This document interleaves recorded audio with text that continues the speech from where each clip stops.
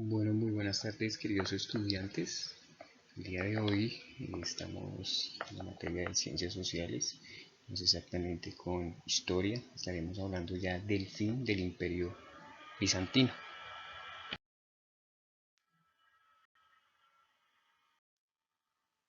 Fin del Imperio Bizantino. Bueno, vamos a ver cuatro temas que nos llevan a ese desenlace. Entonces, el primero es la crisis iconoclasta, el segundo es el cisma religioso, el tercero ya es el desenlace y el cuarto el legado cultural.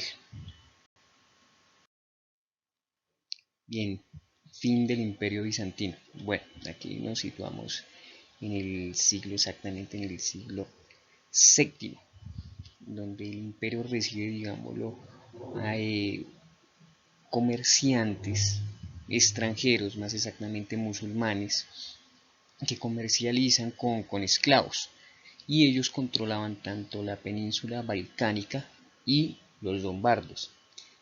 Y se asentaron estos últimos en lo que es Italia, y esto lo que hace es que se diera al emperador en la penosa tarea de trasladar la capital del imperio de Roma a Bizancio. Ese fue uno de los principales inconvenientes.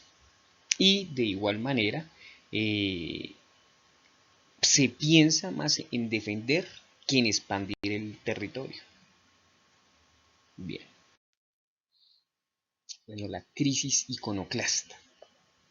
Bien, acá hay dos problemas porque el primero es comprender, digamos, lo que la conversión de Constantino y el traslado, como lo estaba diciendo anteriormente, de Roma a Bizancio, fueron dos antecedentes que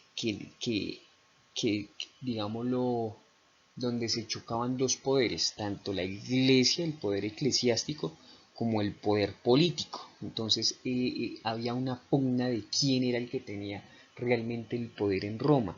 ¿Ok? Bueno, el cisma religioso.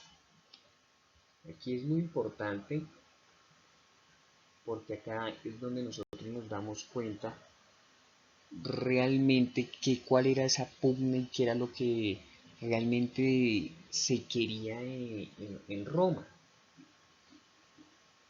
Entonces nosotros lo vemos de la siguiente manera. Entonces, primero hay una pugna entre el Papa de Roma y el Patriarca de Bizancio, que discutieron pues unos temas que vamos a desarrollar. Por ejemplo, se discutía que la misa se debía celebrar en griego o en latín, y eso fue hasta el siglo XV-XVI que la misa se celebraba en esos dos idiomas, o en griego o en latín, hasta que llegó la Reforma. ¿Okay? Después de eso ya hay otro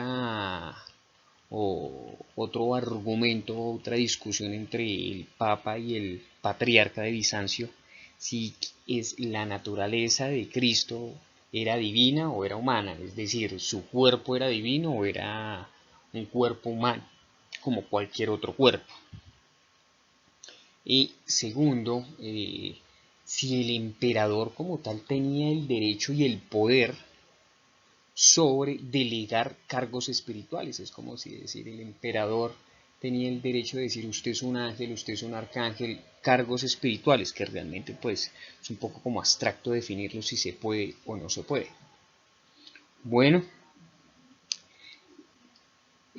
pero en el fondo realmente lo que había era lo que estaba diciendo anteriormente, era esa pugna, como esa lucha de poderes entre el papado representado por Roma y la supremacía que eso significaba porque era el imperio romano de Occidente versus el imperio romano de Oriente, que es Bizancio, lo que hoy conocemos como Constantinopla, la capital de Turquía. Era esa pugna sobre quién era el que tenía realmente el poder, y segundo, que Bizancio no quería tener ningún poder, no quería estar subyugado, quería tener una independencia total de la supremacía papal, es decir, del imperio romano de Occidente.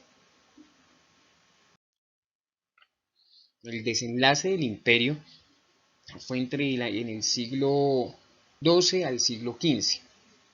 Bueno, acá comprendemos que habían unas invasiones turcas y que se apoderaron del Asia Menor, y ante estas amenazas el emperador pidió ayuda por allá a Roma, al Imperio Romano de Oriente, al papado más exactamente, y de esta manera se crearon lo que muchas personas conocen por allá, los caballeros cruzados, y que ellos fueron supuestamente a liberar lo que eran las tierras santas, lo que era Jerusalén, Israel, Palestina, porque era algo muy representativo para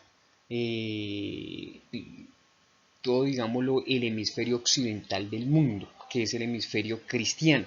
Y estas expediciones militares llevaron realmente a que perdieron, mejor dicho, los caballeros cruzados perdieron contra los moros, les dicen los moros, contra los musulmanes, perdieron contra los otomanos, y más exactamente en el año de 1453. En esa fecha pierde el Imperio Romano de Occidente, cae Bizancio. Cae Bizancio para convertirse posteriormente en Constantinopla y ser la capital del Imperio otomano. Y acá hay unos legados muy interesantes que el Imperio Romano de Oriente nos deja, digámoslo, cómo se rescata la cultura helenística, la cultura griega, la cultura romana, la mentalidad oriental y ese cristianismo que es ortodoxo, y no solamente eso, también su lenguaje, su forma de escribir, cirílico, y que se hereda, y digámoslo, podemos ver un país tan gigante, tan grande como es Rusia, que ellos tienen su religión, y su religión es heredera del Imperio Romano de Oriente, y no solamente la religión, también su alfabeto, que es cirílico, que es exactamente viene de la raíz del Imperio Romano de Oriente. Bien, eso sería todo, mis queridos estudiantes. Les estaría enviando hoy en la tarde el taller para que lo presenten de hoy en 8 días. Ok, entonces les deseo que tengan una muy bonita tarde. Dios me los bendiga, que estén muy bien, chatos queridos. Chao.